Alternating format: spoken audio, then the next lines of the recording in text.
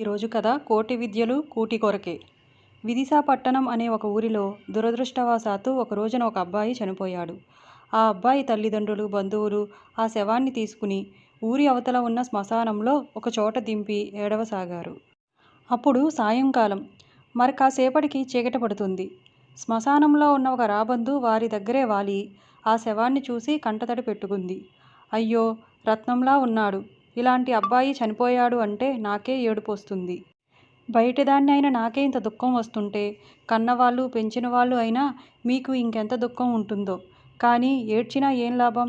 ఎంత ఏడ్చినా, ఎంత గుండెలు బాదుకున్నా ఆ పిల్లవాడు బ్రతికి రాడు కదా.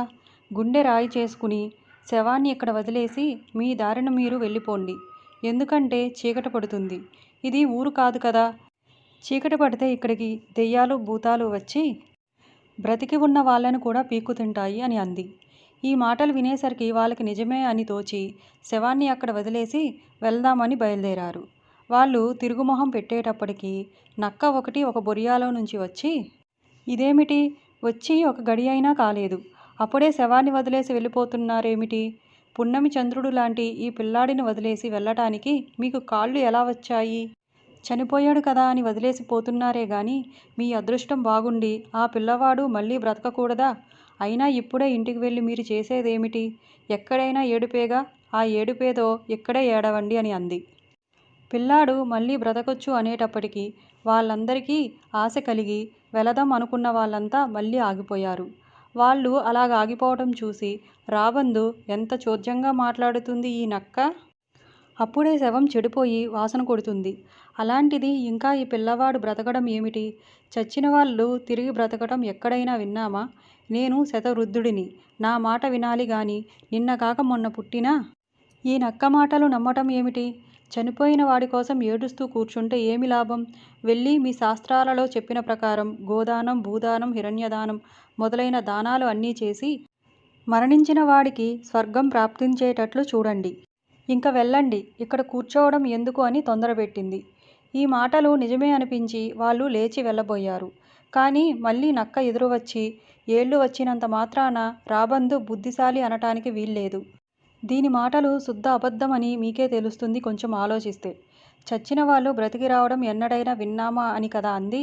పూర్వకాలంలో సావిత్రి భర్త అయిన సత్యవంతుడు బ్రతికి రాలేదా? చంద్రమతి కొడుకు లోహితాస్యుడు పాము కరిచి చనిపోయిన వాడే మళ్ళీ జీవించలేదా? అలాగే మీ పిల్లవాడు కూడా తిరిగి బ్రతకవచ్చు. కనుక మీరు కాసేపు ఉండండి. దెయ్యాలు, భూతాలు మిమ్మల్ని పీక్కు తింటాయని ఈ రాబందు మిమ్మల్ని భయపెడుతుంది కానీ ధైర్యవంతుల్ని దెయ్యాలు ఏమీ చేయలేవు. ఈశ్వరునికి ప్రార్థన చేయండి. ఆ ప్రార్థన వల్ల భూతాలు ఏమీ మీ దగ్గరికి రావు సరికదా. శివునికి మీ మీద దయ కలిగి మీ అబ్బాయిని ఆయన బ్రతికించవచ్చు కూడా అని అంది. మామూలుగా ఉన్న వాళ్ళకి బుద్ధి పని చేసినట్లు దుఃఖంలో ఉన్న వాళ్ళకి పనిచేయదు. రాబందు వెళ్ళమంటే లేచి, నక్క వద్దంటే ఆగిపోయారే గాని ఆ అబ్బాయి బంధువులు ఎవరి మాటలు నిజమో ఆలోచించుకోలేకపోయారు. రాబందు, నక్క ఒకదానికి మరొకటి వ్యతిరేకంగా ఎందుకు చెప్తున్నాయో కూడా వాళ్ళు గ్రహించుకోలేకపోయారు. రాబందుకు కానీ నక్కకు కానీ ఆ పిల్లవాడు చనిపోయాడు అన్న విచారం ఏమీ లేదు. అవి రెండూ కూడా కళ్ళబొల్లి దుఃఖాన్ని వలకపోస్తూ మాట్లాడాయే కానీ మనసులో ఆ రెండింటికి చాలా సంతోషంగానే ఉంది.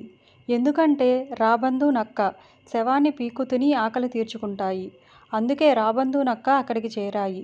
ఎటొచ్చి ఆ శవం నక్కకి దొరక్కుండా తానే తినేయాలని రాబందు అనుకుంది. తనకి లభించాలంటే చీకటి పడకుండానే బంధువులంతా వెళ్ళిపోవాలి.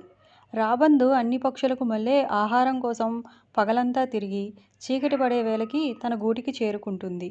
ఆలోపు బంధువులంతా వెళ్ళిపోవాలని చెప్పి వాళ్ళని పంపించడం కోసం రకరకాల కబుర్లు చెప్పింది. అంతకంటే ఎక్కువ కబుర్లు చెప్పింది నక్క. రాబందు శాస్త్రాలు తీసుకొస్తే నక్క పురాణాలు తెచ్చింది. నక్క బాధ ఏంటంటే చీకటి పడితేనే గాని ఆ శవం దానికి దక్కదు. ఆలోపు బంధువులంతా వెళ్ళిపోతే రాబందు దానికి కొంచెం కూడా మిగలకుండా పీక్కు తినేస్తుంది. అందుకని చీకటి పడే వరకు ఎలాగైనా వాళ్ళని ఆపగలిగితే రాబందు చూసి చూసి ప్రాణం విసిగి వెళ్ళిపోతుంది. అప్పుడు బంధువులకు మెల్లిగా ఏదో ఒకటి నచ్చచెప్పి వాళ్ళను కూడా పంపేసి శవాన్ని పూర్తిగా తానే తినొచ్చు అనుకుంటుంది. కూటి కోసం ఇలా రాబందు, నక్క తమ తమ తెలివితేటలు కనబరుస్తూ మాట్లాడుతుంటే బంధువులంతా నక్క చెప్పినట్లు శివుణ్ణి ప్రార్థించి చూద్దామని పరమేశ్వరునికి ప్రార్థించడం మొదలుపెట్టారు. ఇంకా రాబందు వాళ్ళు వెళ్ళేలా లేరని, ఆ శవం తనకు ఎలాగో దక్కదని నిశ్చయించుకుని తన నోట్లో మట్టి కొట్టిన నక్కకి మనసులో శాపనార్థాలు పెడుతూ ఎగిరిపోవడానికి సిద్ధపడింది.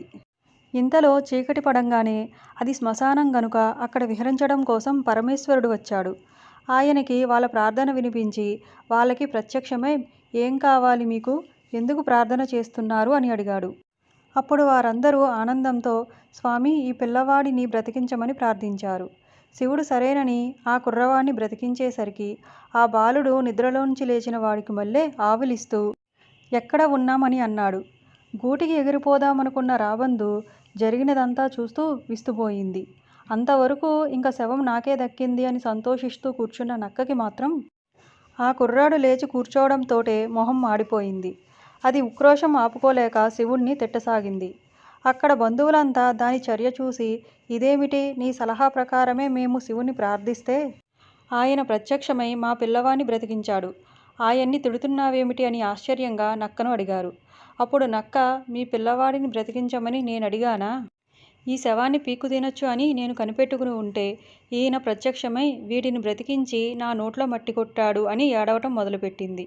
రాబందు దిగివచ్చి జరిగిందంతా చెప్పి, స్వామి, నా నోటికందిన ఆహారాన్ని ఈ నక్క పడగొట్టింది.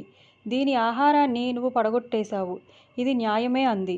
కడుపు కోసమే కదా ఇవి ఇంత కక్కుర్తి పడ్డాయని శివుడు దయతలచి నక్కకి రాబందుకి అప్పట్నుంచి ఆకలి దప్పికలు ఉండకుండా వరం ఇచ్చి పంపేశాడు.